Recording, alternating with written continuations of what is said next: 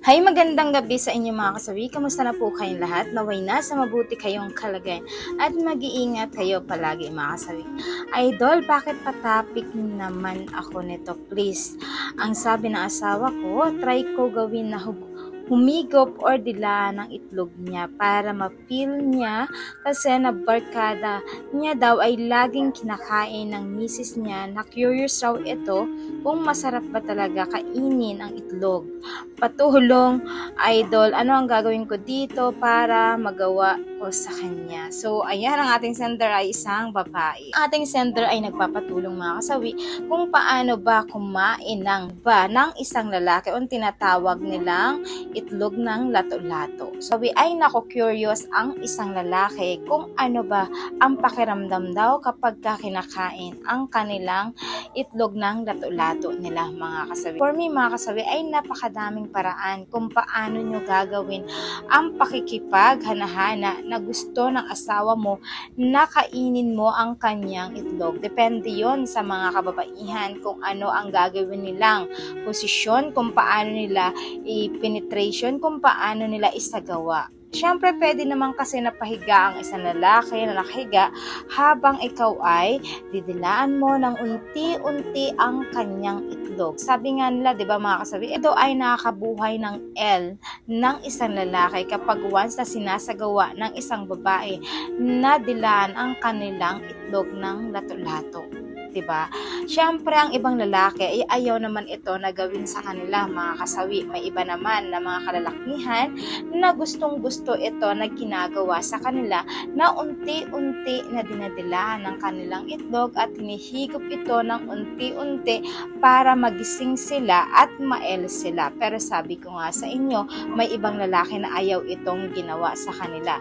Tapos siyempre mga kasawi, pagdating naman kung ano ang isagawa mo sa posisyon, kasi mas maganda rin na nakatayo ang isang lalaki habang dinidilaan mo ang kanilang itlog ng lato-lato para naman mas komportable ka na ginagawa mo ito kapag once na nakatayo ang asawa mo. Ayan mga kasawi.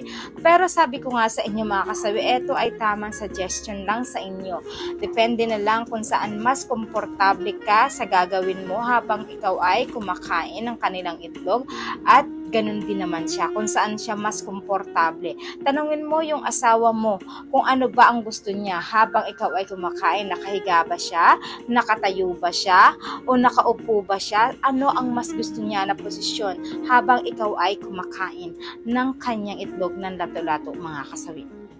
So, ayan mga kasawi, at tatanungin ninyo. May mga lalaki na hindi nagpapakain sa ganito nilang itlog kasi nasasaktan sila dahil 'di ba yung itlog, yung balat ng kanilang lato-lato na itlog ay manipis lang ito. So, minsan ay masyado ito mapanganib mga kasawi kapag lalo na nanggigigil ka. So, kapag once na ito ay nanggigil ka, baka maano yung ngipin mo doon. So, magkaroon pa ng infection kapag once na ginawa mo ito sa kanya.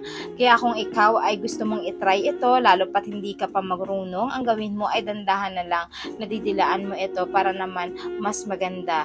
Yung paghawak mo ay hindi dapat tapis. Kailangan ay yung igaganito mo lang yung itlog ng iyong asawa habang ito ay kinakain mo para naman mas masatisfy siya kapag ito yung ginagawa mo.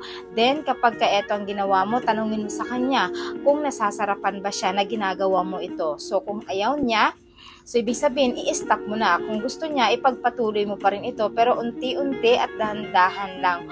Huwag masyadong madiin kasi baka mamaya sobrang L ng inyong asawa, hindi niya namamalayan na sobra na pala ang paghigop or pagdila mo sa kanyang itlog. At pag natapos ng L niya, doon niya lang marirealize, ay ang sakit pala. Diba mga kasawi? Dahil sobrang panggigigil niya ay hindi niya na nalalaman pa. Ganun din naman ikaw kapag ikaw ay habang kumakain ng kanyang itlog na lato-lato mga kasawi. So ayan mga kasawi, sa ating sender, maraming salamat sa patuloy na pagsuporta niyo sa akin sa walang sawang pag-share at pag-comment. Sa mga hindi pa po nakapag-subscribe mga kasawi, pwede kayo mag-subscribe, pwede na rin mag-follow para updated kayo sa topic ko araw-araw. Magandang gabi mga kasawi. Mahal kayo ng inyong advisor. Bye!